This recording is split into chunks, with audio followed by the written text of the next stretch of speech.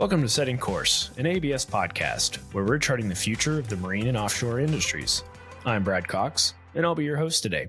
We're going to be discussing an interesting slice of the maritime industry on this episode. Our industry is a complex web of stakeholders, relationships, and logistics. So when a shipyard or ship can't get a replacement part, they can really throw a wrench into the whole thing. Enter additive manufacturing. Now, most of you probably heard of 3D printing, and we'll use the terms interchangeably here, but we're not talking about prototypes or trinkets. Additive manufacturing has some serious potential for supplying the maritime industry with on-demand replacement parts made from a variety of materials, including metal. We have a couple of guests with us today to discuss additive manufacturing and its potential impact on the industry. I'm very pleased to have Daniel Tan, Chief Technology Officer from Pelagus 3D, with us today. Pelagus 3D is an on-demand manufacturing partner for the maritime industry. Thank you for joining the show, Daniel. Thank you, Brad. Appreciate it. And thank you, Dr. Gu, for being my counterpart for this session. Really excited to share during this session. Right, yeah. Daniel kind of tipped off the next one. Obviously, we have joining us Dr. Guhai, ABS Vice President of Technology. Really glad you could be with us today, Guhai. Thank you, Brad. It's really a pleasure. And likewise, Daniel, it's a pleasure to have this podcast with you.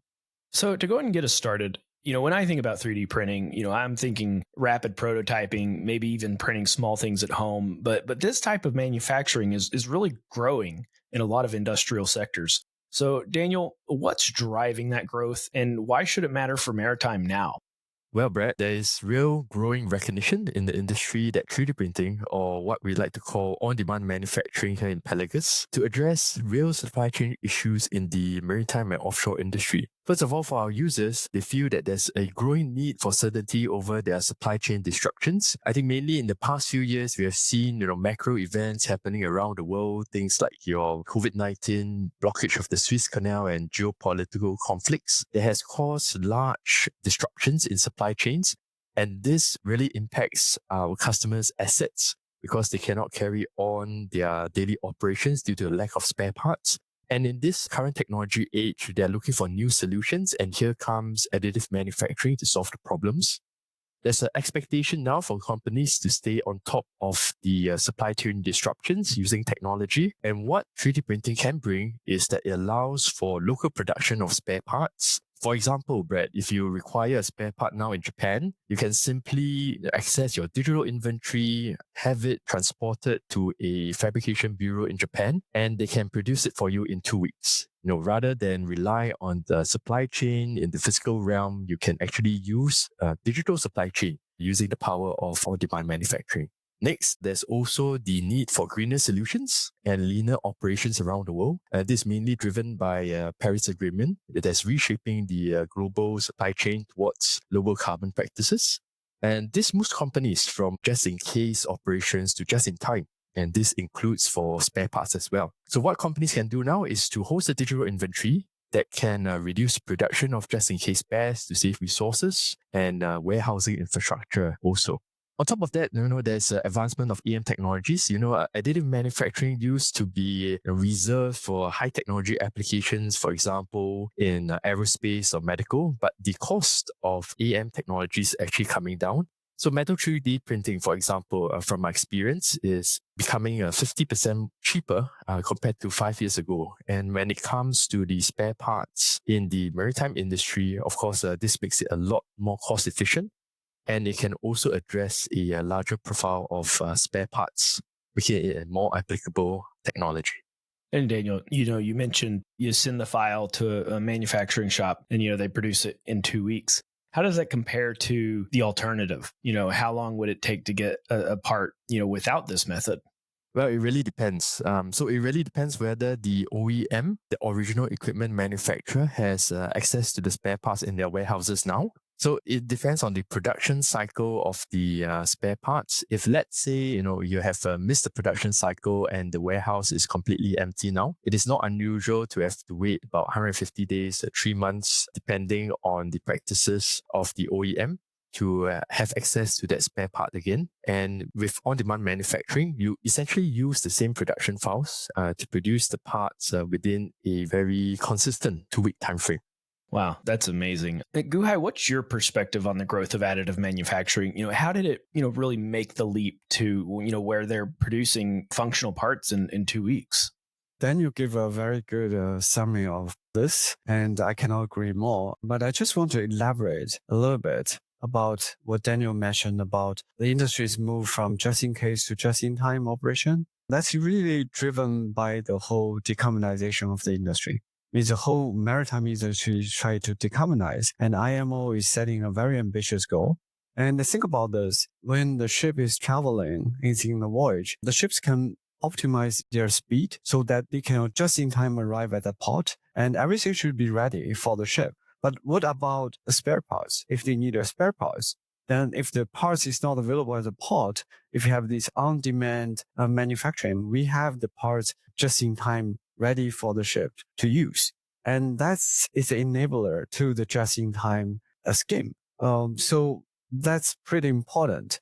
And that's also important for the whole industry when the ship owners and all the industry stakeholders is trying to be more efficient as possible. And those are driving the implementation and the use of additive manufacturing for maritime.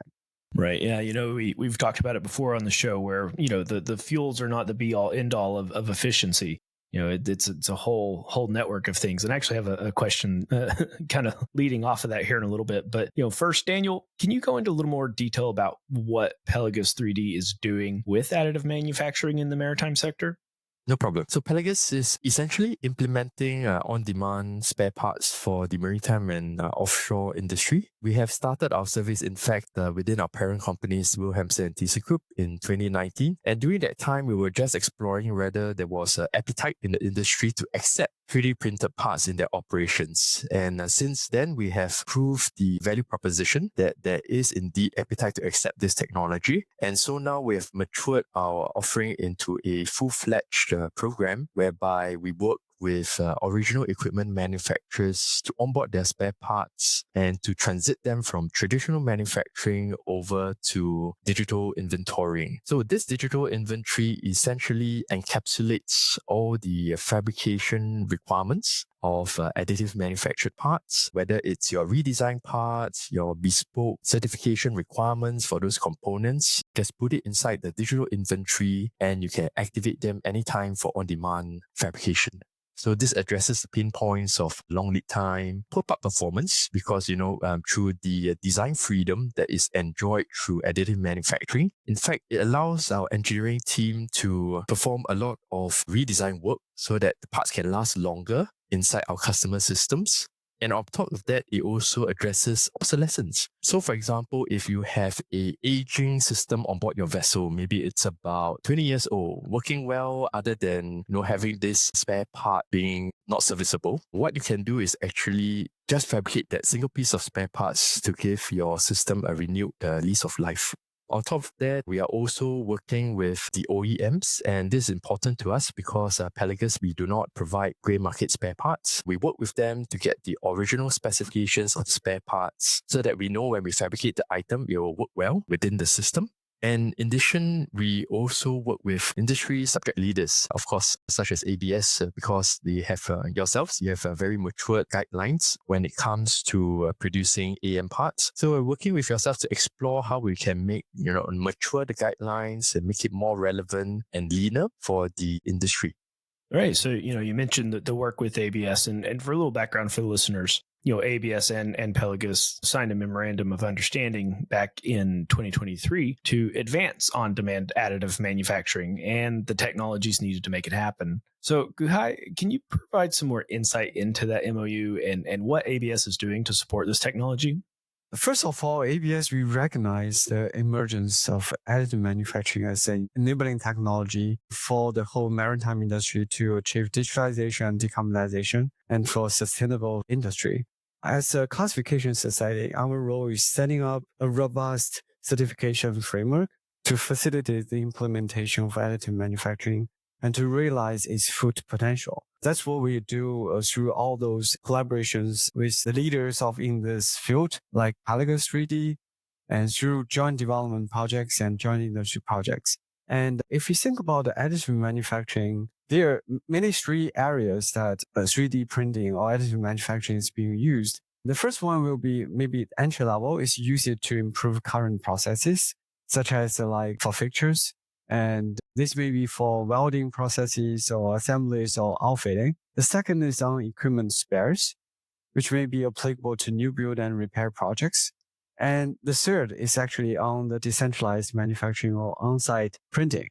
This can be putting a 3D printers near ports of call or shipyards, or could be very extreme use case whereby the printers are put on board a vessel. This is very much the base for this MOU between ABS and Pelagus 3D. And also this work complements other ongoing collaborations that ABS is involved in. For example, the collaboration with Korean consortium to explore printers on board a merchant vessel. So all what we do, including the work, especially the work with Pelagus 3D, is to keep innovating our certification system to facilitate the use of additive manufacturing for the industry.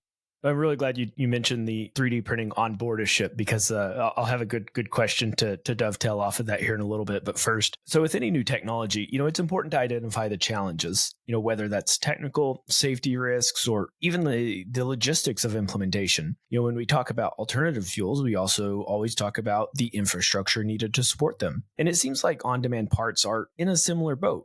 Infrastructure matters. So Daniel, what are the big challenges Pelagus 3D has seen with delivering additive manufactured parts on demand? So Brad, there are several facets to this. On the technical side, I would say it is not so much that AM parts are not being able to meet mechanical requirements. I mean, these components are well used in aerospace, medical industries, and for the maritime and offshore industry, in fact, the requirements are well covered using the additive manufactured technologies. So mechanical requirements, mechanical performance are by and large achievable with the current state of technology, but the challenges are more towards, I would say, the inspection and testing steps maybe could be matured a little bit more, because after all, we're using digital manufacturing, and the current thinking is whether there are avenues to certify parts using a digital approach rather than through expensive and time-consuming physical testing. So the current steps for testing and inspection are taking reference mainly from traditional manufacturing requirements, and we really look forward to working with ABS to mature this even further through I believe there's some in-house work that ABS has in this aspect, and we'll be a happy partner to sort of trial any solutions that come out of it. So on digital inventory, because we are after all storing IP, intellectual property sensitive files within the web-based platform, there is some concerns whether there is IP leakage, but that is I would say not a showstopper, because that's how the current OEMs work today. They will share with their network of suppliers their precious files, and through on-demand distributed manufacturing is essentially managed in the same way. So in Pelagus, how we overcome this particular problem is that we ensure that there's anonymity between OEMs and our network of manufacturers, global manufacturers, which might produce the OEM parts. Because even if these local fabricators produce OEM parts, they would not know how to apply them. And that helps in sort of providing that view of anonymity between the OEMs and our end users. So on top of that, we are also implementing some digital rights management tool within our platform to give a bit more assurance to our OEMs. So on top of the challenges, the technical side, whether it's your digital inventory or mechanical standards, there is also the concern of cost. While I said earlier that 3D printing cost is dropping, it is still slightly more expensive than traditional manufacturing.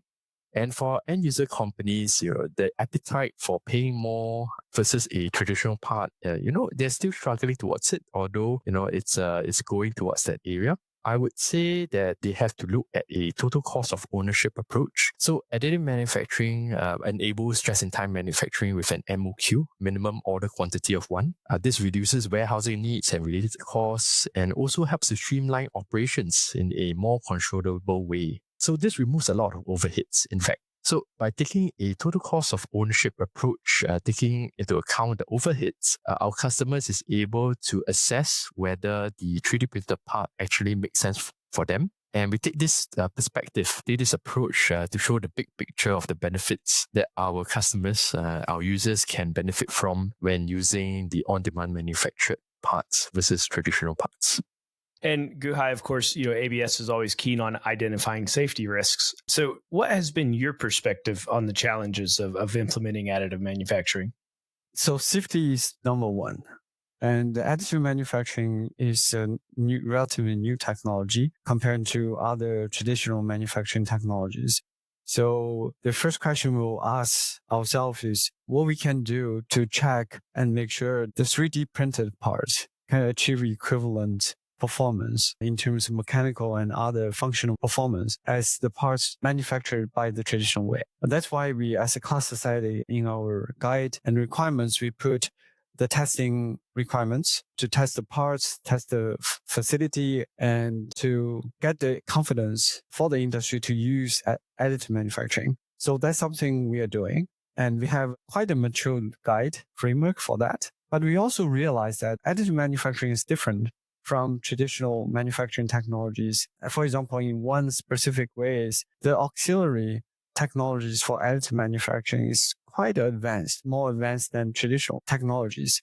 For example, a lot of data are collected during the manufacturing process. It's a question for the industry, including ABS, is how can we leverage those data and make those verification or qualification process linear or more streamlined? For example, we can use the data and maybe artificial intelligence or other methods, the modeling simulation, to predict the mechanical properties of the final printed parts and use this as a base to replace some of the physical testing requirements so that we can streamline the qualification process. That's something we are developing with our partners, including Pelagus 3D, so that we have a streamlined qualification process to make the implementation of additive manufacturing for the maritime industry easier. To summarize this part is safety is still number one concerns of the industry and ABS. But we also realize the difference of additive manufacturing from the traditional ones. And we're trying to use the new technologies such as the data-driven models or modeling simulation to try to streamline the certification and qualification process. And another comment about the on-demand or digital warehouse or on-demand manufacturing is because we are transferring digital files, we are using digital files for printing, there's a potential new cybersecurity concerns with that. What if the files are changed by hackers? And we should have a robust framework or system in place to address those new cybersecurity concerns. I would say, my personal opinion, I would say there's a lot of opportunities involved in this. Additive manufacturing has some advantages to maybe provide a very cyber-secured framework. For example, maybe we can include some of the features in the printed parts. This will be like a signature to prove that this file or this printed part is authentic and is correct. By doing this, this cannot be done by most of the traditional manufacturing technologies, but it's possible for additive manufacturing. So although there are a lot of concerns, but there are many opportunities, and as we have a very promising future for additive manufacturing.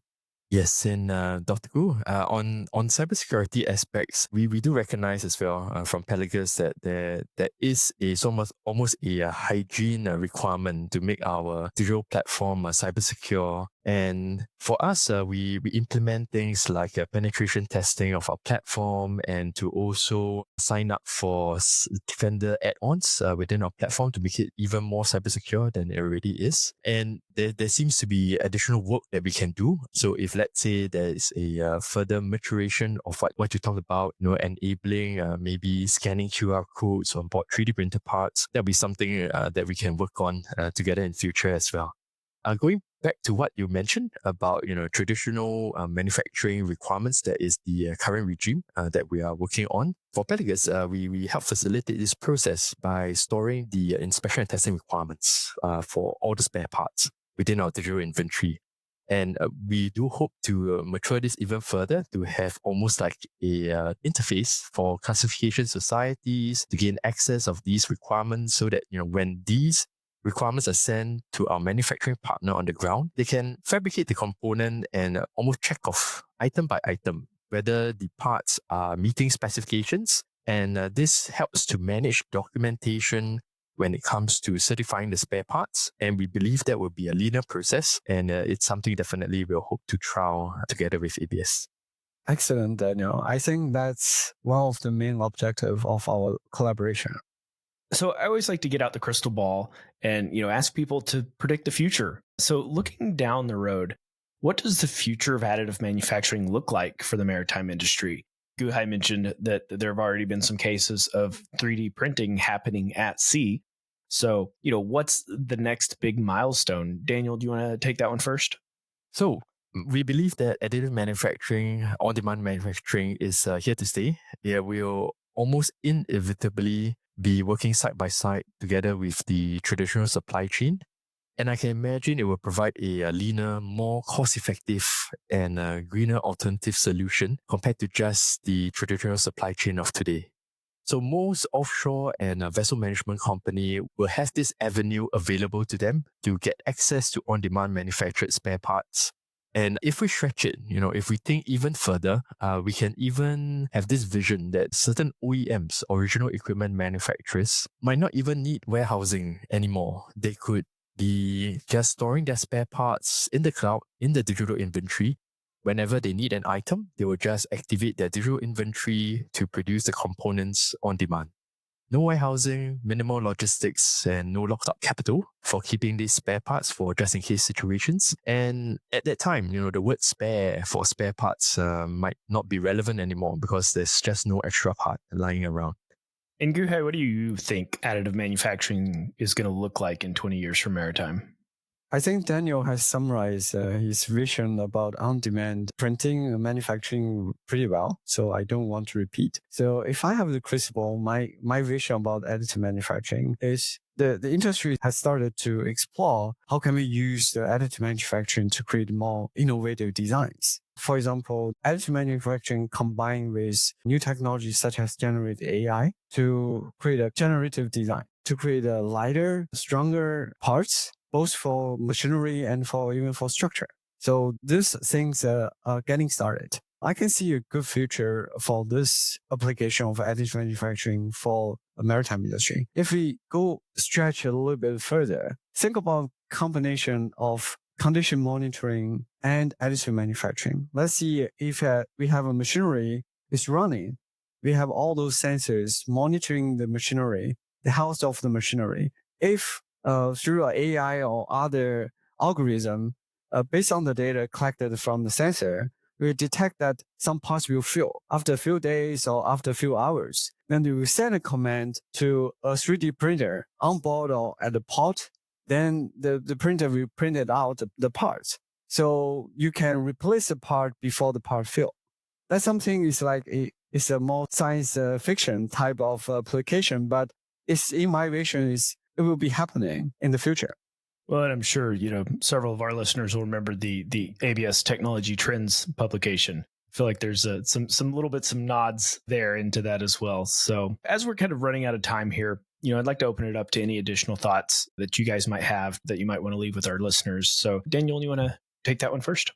Yeah, sure. Additive manufacturing as a technology has always been exciting by virtue that it bridges the digital space to the physical realm.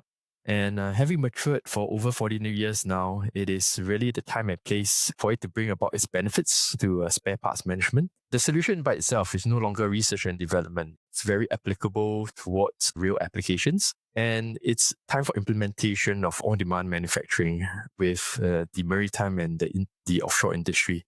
So in this regard, work with classification societies such as our MOU with ABS is very important because it almost provides the platform for this additive manufacturing, this adoption of technology to grow and to sort of instill the overall confidence to the industry that the technology is mature, dependable, and it's something that they can use on a daily basis.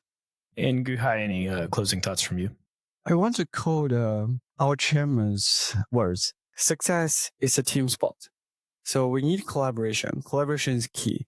We have come to where we are today because we believe in working with partners like Pelagus 3D. There are many ongoing joint industry projects on additive manufacturing. I will encourage the audience to feel free to explore those joint industry projects we have been doing. ABS can work with many of our stakeholders in various ways to understand additive manufacturing and explore the potential and eventually get involved in some of those developments. So I will encourage everyone to do not hesitate to reach out after hearing this, and we look forward to work with all of you. Okay, that's great. So, once again, it was a pleasure to have both of you on the episode today. I think 3D printing is really cool, really amazing stuff. I just need to convince my wife that I need a 3D printer, here in my home office. Great idea. So again, thank you, Daniel, Pelagus 3D, and of course, Guhai, for joining us for this episode today. Thank you, Brad. Thank you, Daniel. Thank you very much. Thank you, Dr. Gu. And for the listeners, thank you for joining us for another episode of Setting Course. Be sure to subscribe, leave a review, and share this episode. To learn more about new maritime technologies, visit us at www.eagle.org. Thank you for listening.